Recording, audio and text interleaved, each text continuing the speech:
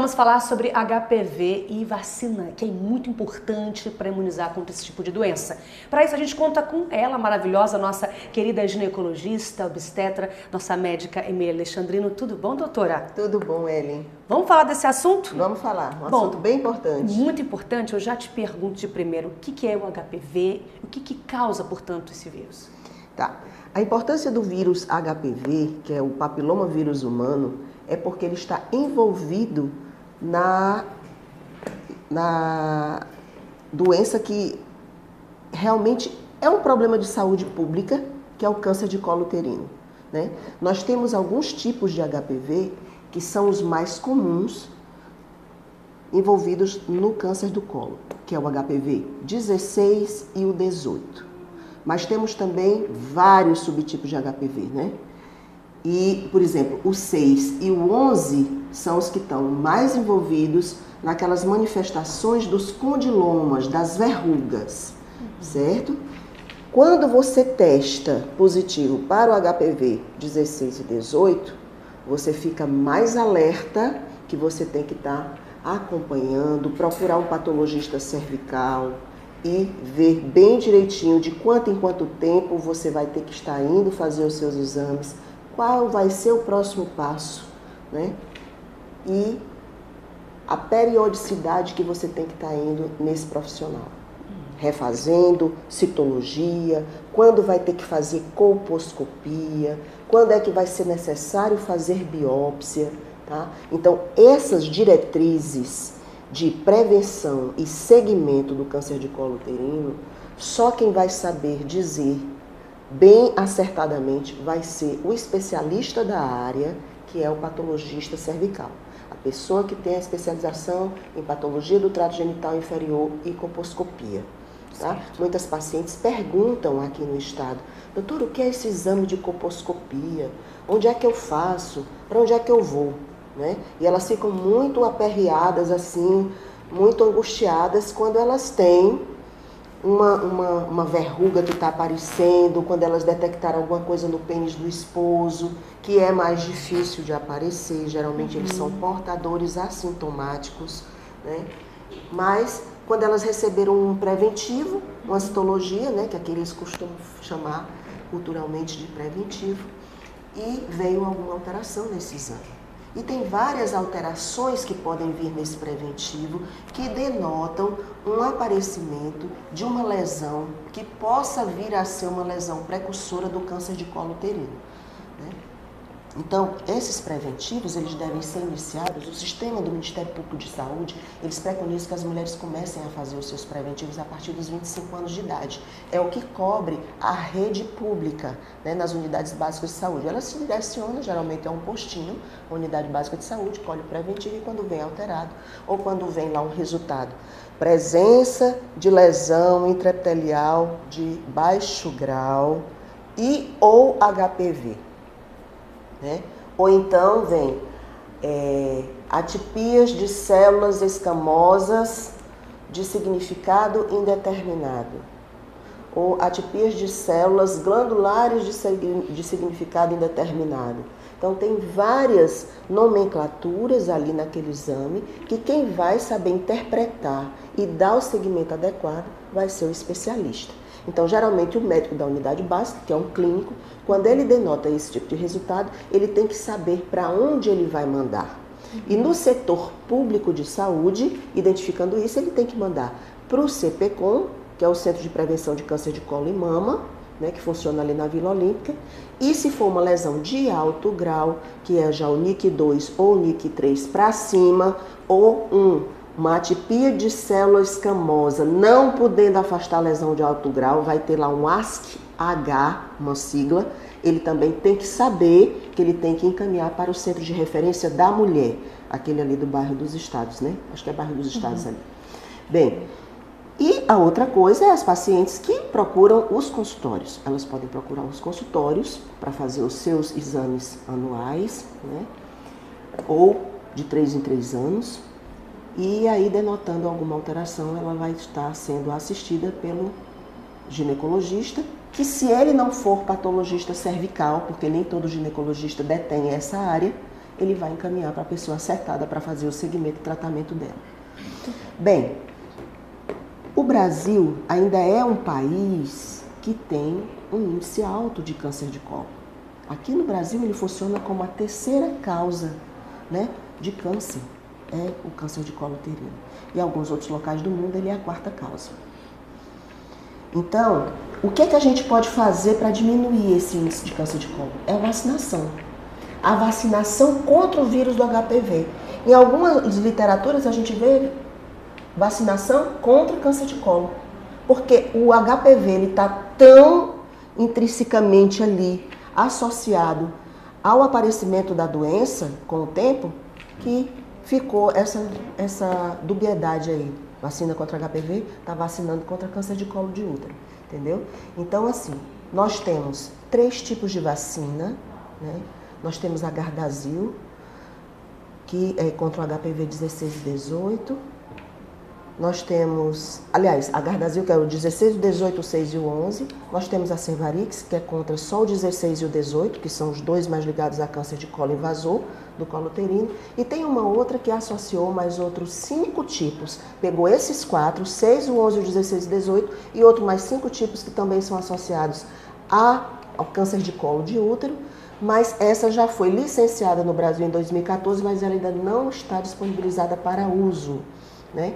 E a que é usada no serviço público de saúde atualmente é a tetravalente, que é contra os HPVs 6 e 11, que já vão pegar aí e prevenir contra 90% dos casos dessas verrugas genitais, dos condilomas, e também contra o HPV 16 e 18.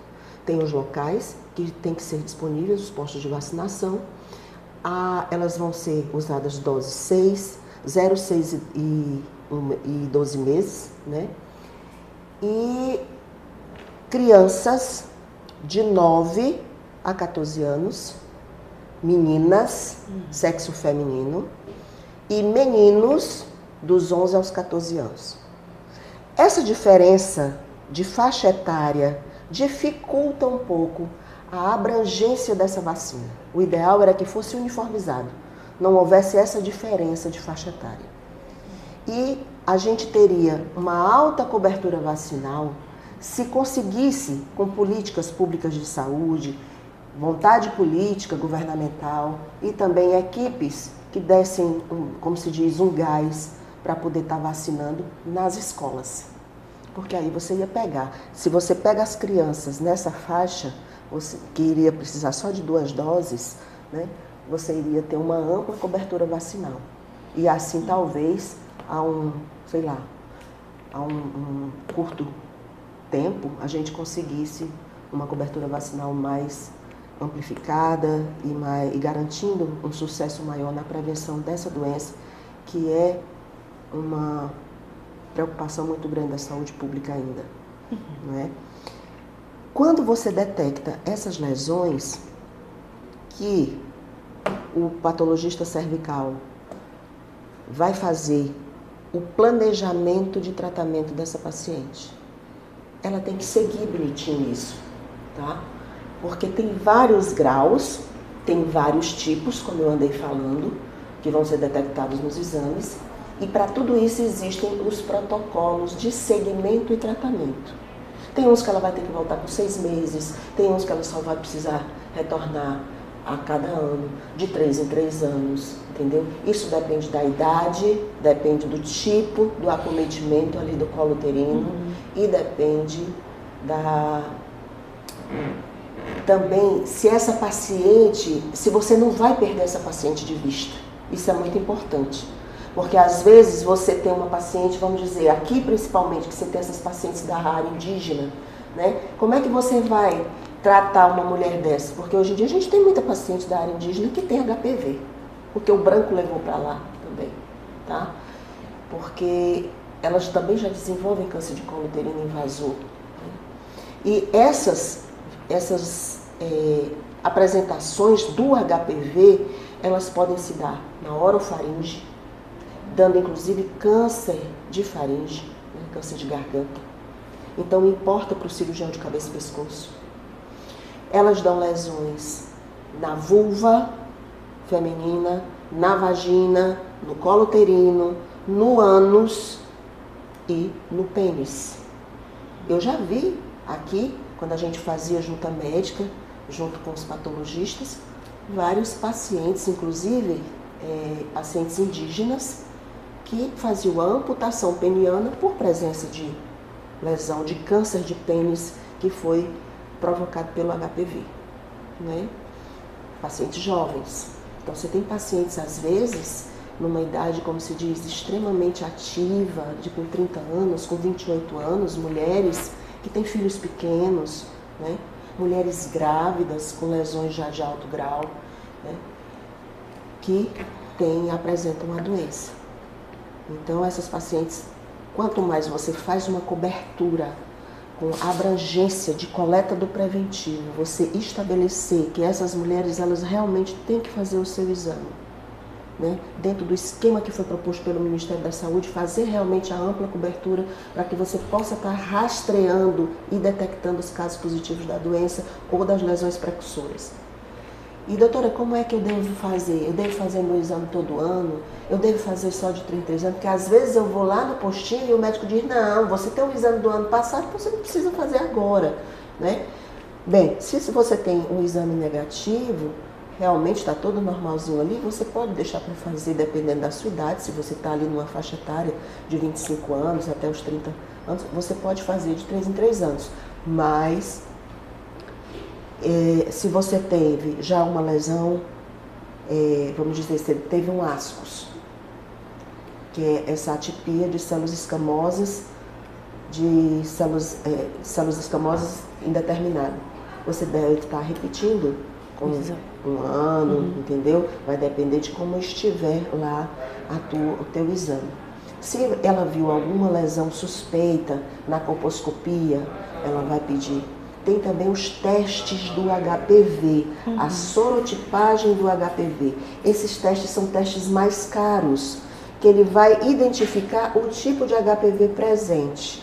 Se aí você tem o 6, o 18, o 45, o 52, os que estão mais associados ao câncer de colo uterino ou não.